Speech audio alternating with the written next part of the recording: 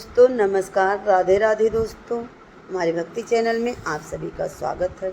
हम आप लोग को आज बताने जा रहे हैं कि मनुष्य कितना भी पाप करे लेकिन भगवान का नाम लेने से सब पाप दूर हो जाता है।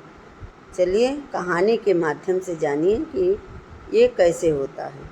क्या आप यकीन करेंगे अगर कोई कहे कि आपके जीवन में चाहे कितना भी पाप किया हो, बस एक वाक्य बोल देने से सब मिट सकते हैं? जी हाँ, एक ऐसा वाक्य है जो इंसान को नरक से निकालकर मोक्ष तक पहुंचा सकता है, जो जीवन भर के अपराधों को क्षण भर में राख कर देता है। स्वागत है भक्ति सागर में, जहां हम ऐसे ही आध्यात्मिक कहानियों को उजागर करते हैं जो न सिर्फ आपके ज्ञान को बढ़ाते हैं बल्कि आत्मा को भी झकझोर देते हैं। हर इंसान ने कभी न कभी कोई गलती की है। कुछ गलतियाँ छोटी छोटी होती हैं, किसी से झूठ बोल दिया, गुस्से में अशब्द कह दिया, पर कुछ पाप ऐसे होते हैं जो दिल में बैठ जाते हैं। किसी का दिल तोड़ना, किसी को धोखा देना, अहंकार में किसी को गिरा देना, और फिर इंसान अंदर ही अंदर टूटने लगता है। वो सोचता है, क्या मैं कभी माफ़ हो सकता हूँ? क्या भगवान मुझे स्वीकार करेंगे? सनातन धर्म का सबसे सुंदर सत्य यही है, भगवान किसी से कभी मुंह नहीं मोड़ते। वो केवल पश्चाताप और सच्ची पुकार सुनते हैं, और जब दिल में एक बार पुकारो तो वे उसी क्षण दौड़े चले आते हैं। गरुड़ पुराण में लिखा है, यदि कोई व्यक्ति हजारों जन्मों तक पाप करता रहे लेकिन एक जन्म में भी सच्चे मन से नारायण का नाम ले ले तो वो समस्त पापों से मुक्त हो जाता है। सिर्फ बोलना काफ़ी नहीं है, वो वाक्य तब असर करता है जब आपके भीतर सच्ची पछतावा हो, आँखों में आंसू हो और हृदय पूरी तरह भगवान के चरण में समर्पित हो। क्या है वो वाक्य? हे नारायण, मैं आपकी शरण में हूँ, मुझे क्षमा करें।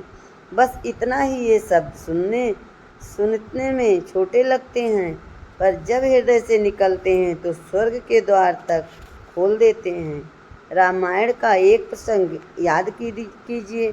सेबरी, जो वन में बरसों तक राम की प्रतीक्षा करती रही, ना तो वो ब्राह्मण जाति की थी ना ज्ञानी थी। उसका एक ही भाव था, हे प्रभु, मुझे आपकी शरण चाहिए।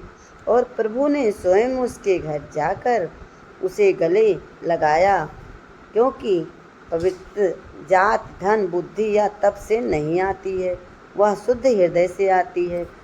प्रभु ने उसके हाथ से जूठे बैर भी खाए। महाभारत में अश्वत्थामा जैसे योद्धा भी सबसे घोर पाप किए, लेकिन अंत में जब वह भगवान श्री कृष्ण के चरणों में पड़ा, बोला, हे माधव, मैंने भयंकर अपराध किया है, पर अब आपकी शरण में हूँ। तो श्री कृष्ण ने उसे मार नहीं डाला, बल्कि श्राप देकर जीवन भर के लिए उसे पश्चाताप करने का अवसर दिया। भगवान न्याय भी करते हैं और अवसर भी देते हैं। आज हम सबको यही समझना होगा, पाप कोई दीवार नहीं है जो आपको भगवान से अलग करता है, बल्कि अहंकार वो दीवार है। जैसे ही आप घमंड को गिराते हैं और भगवान का नाम लेते हैं, पापों की हरि नाम की महिमा इतनी है कि हजारों तप, यज्ञ और व्रत मिलकर नहीं कर सकते। वो भगवान के नाम का एक उच्चारण कर सकता है। आज ही शुरू कीजिए, एकांत में बैठिए, आंखें बंद कीजिए और कहिए, हे नारायण, मुझे माफ़ कर दो। हे गोविंद, मुझे अपने चरणों में स्थान दो। हे श्री राम, आप ही मेरे रक्षक हैं।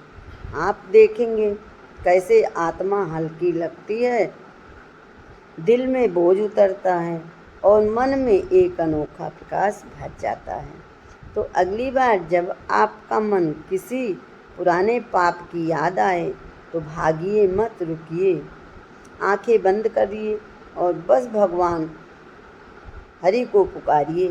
क्योंकि उन्होंने वादा किया है, जो मेरी शरण में आता है मैं उसे नहीं छोड़ता।